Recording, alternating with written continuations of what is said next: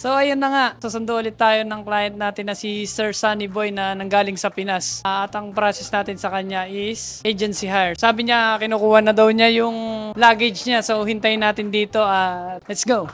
So ayun na nga, dito na pala si Sir. Di namin nakita kasi parang nawala ba yung signal niya, Sir? Di na kayo nakapag-reply kanina eh. Oh, mahina. Nawawala yung signal. Sa airport kayo naka-connect, Sir, no? Oo. So ayun, buti at okay na, Sir. Kamusta naman po ang mga tinanong sa inyo sa immigration? Wala naman, sir. Okay naman. Ano yung mga hinanap, Sir? Ano lang, yung sa Manila, yung visa, tapos yung OEC, tapos yung PIDOS. Passport lang, okay na. Yan na. Ala naman tinanong, Sir. Wala naman. First time niyo po ba nag-abroad? First time nga lang, sir. Kamusta po yung nung papunta kayo immigration? Kinakabahan po ba? Hindi naman, sir. Kasi alam niyo na kompleto na may documents. Kaya, dito naman, Sir, sa Dubai, ano mga hinanap sa inyo?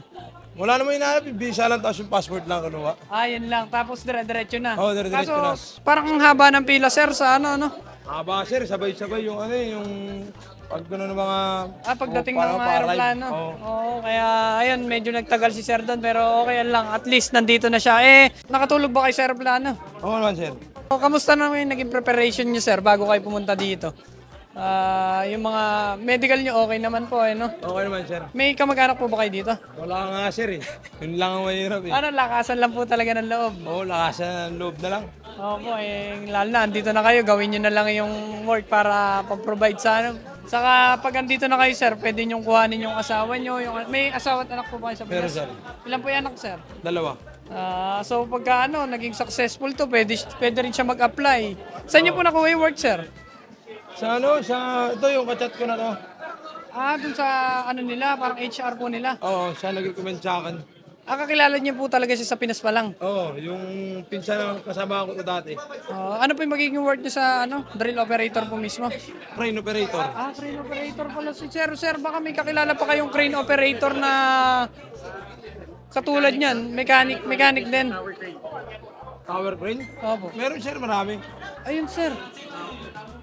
Kailangan po namin yan kasi may client tayo na company na nag-hire ng mga ganyan, naghahanap ng tao. Baka si Sir ang solusyon para makauna na tayong client sa kanila o applicant.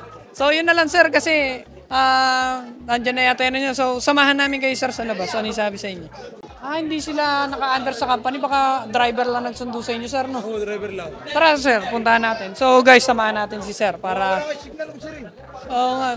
Papakonikin namin kayo, Sir, para Kaya pala, kala ko, Sir, na nangyari sa inyo sa immigration kasi hindi na kayo nag-reply, pero wala naman naging problema, Sir.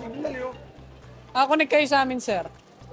So, ayun nga, dito tayo sa labas ng airport dahil hinihintay natin yung driver ni Sir. Di namin makontak. Kala namin, kanina pa nandito, pero ayun, papunta pa lang daw. So, Sir, ano yung mga pinaghandaan nyo sa Pinas bago kayo umalis? Pag-flight. Ayun lang talaga, hinihintay nyo na lang. Okay, nalungkot kayo nung kasi pansamantala, iiwan nyo muna yung pamilya nyo. Oo, yun, sir. Siyempre, para sa kanabukasan nila, Oo, para sa kanila din yun Kaya, ayun, sakripisyo talaga si Sir. Kasi di rin biro ang Sir ang nasa ibang bansa. Hindi talaga biro, mag-abroad. Oo, kasi, lalo na, mag-isa ka lang, wala ka pamilya dito, Sir, no? Wala. Kaya, lakasan lang talaga ng loob. Lakasan na ng loob. Ano ginawa nyo na sa Pilipinas? Bali, medical lang, no, Sir? Medical lang, tapos yung nag-renew ako ng NBI, sir. Yun lang. Tapos, waiting na lang. Waiting game lang talaga, Sir, no? Waiting lang. Sir, ano yung masasabi nyo sa process ng ABA team? Okay naman, sir. Mabilis naman. Mabilis naman. Oo. So, marirecommend nyo ba sa iba na ang aming agency? Oo naman, sir. Ayun. So, thank you, Sir, sa tiwala. By the way, yung isang client, pangalawa ng client, si Sir, kung maalala nyo, yung si Sir Glenn. Kilala niyo po ba Sir Glenn? Oo, siya yung nag-recommend sa akin. Si Sir Glenn. Bali si Sir Glenn. Ako rin nag-vlog nun nung nakaraan. Last month yata yun. Tapos, ayun, kumuha ulit sila. Bali, parang 4 po yung kukunin sa inyo May 2 pa, sir.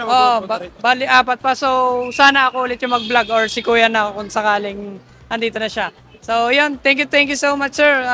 Pati pala, nagpasabay tayo kay Sir kasi may naiwan na 2 beses pa siya pumunta sa agency para makuha lang tong documents natin. So, thank you, Sir. Basta pasabay. Bye-bye po. And welcome to Dubai! So ayun na nga, isang successful na naman na client natin ang napapunta dito sa tulong ng ABA. So ano pang hinihintay nyo? At kung may employer na kayo at di alam kung paano ang proseso ng legal way, just contact us at tutulungan namin kayo.